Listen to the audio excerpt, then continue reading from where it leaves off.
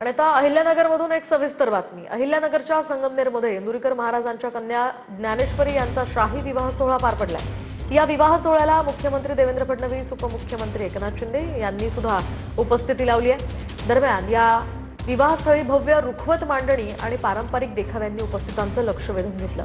ग्रामीण संस्कृतीची जिवंत झलक पाहण्यासाठी एक खास आकर्षण या ठिकाणी ठरत होती। दरम्यान या विवाह सोहळ्यामध्ये महाराष्ट्रीयन परंपरा आणि आधुनिकतेचा एक सुंदर संगम पाहायला मिळाला। ईश्वराला प्रार्थना करतो की ईश्वराने चिसौका ज्ञानेश्वरी आणि चिरंजीव साहिल यांच्या जीवनामध्ये सुख, समाधान, आरोग्य, ऐश्वर्य द्यावं।